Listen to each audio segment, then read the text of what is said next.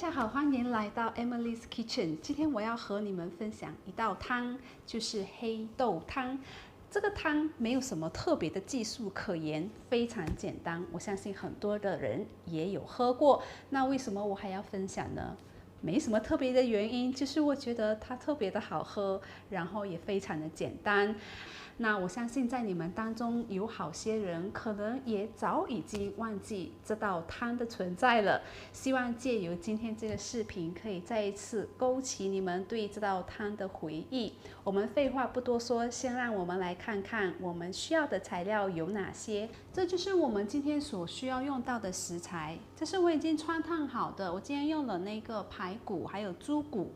这边我们要特别注意一下，当我们汆烫的时候，不管你汆烫什么东西，我们都是冷水下锅。我们需要一些的红萝卜，一点的枸杞，2片或者3片的姜，然后这个是莲藕，你随意要放不要放都可以。还有最重要的就是这个黑豆。那对于这个黑豆呢，请容许我啰嗦2句啊。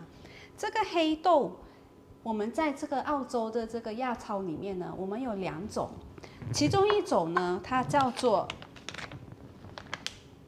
青仁乌豆。青仁乌豆意思就是说，它的那个里面，当你掰开来的时候，它的里面是青色的，所以你们买的时候不要买错咯，一定要看一下，讲说它里面这一个到底是不是青色的。还有另外一种，它就是纯黑豆，它这个皮掰开来的时候，它的里面不是青色的，那个就没有那么香，没有那么好吃。接下来我们就可以开始煮了，很简单，很简单。我们就把所有的东西倒入这个锅里面，我们的黑豆、姜片、枸杞、莲藕，然后我们的排骨。萝卜呢，因为它很快就会软了，所以呢，我们就慢一点才把它放进去。我们先把这个排骨煮到差不多要熟了，最后20分钟，我们才把我们的那个萝卜放进去。现在我这个汤呢，也已经煮了差不多45分钟了，然后我就可以把我这个红萝卜加进来。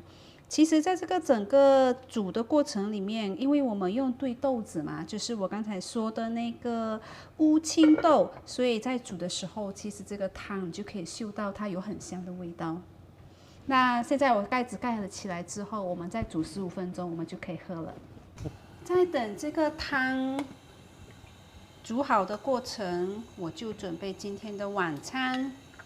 今天晚餐就很简单，就是一个黑豆汤加炒一个豆芽，这就是我今天的晚餐了。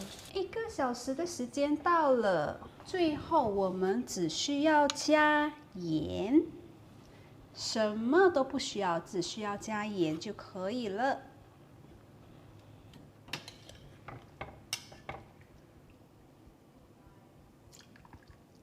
这个就是我今天的晚餐了，豆芽还有黑豆汤。这个黑豆汤要多喝一点。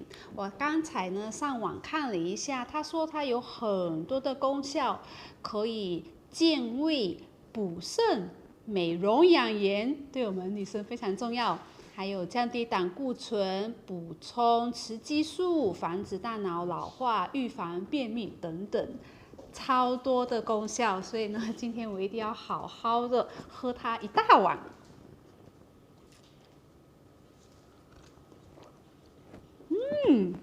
很好喝哦。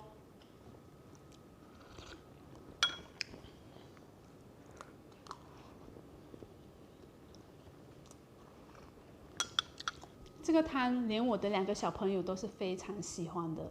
如果你已经忘记这道汤的话，看了今天的视频，今晚上或者明天，不妨也煮一锅来养一养自己的胃吧。好啦，那我们下期再见啦，拜拜。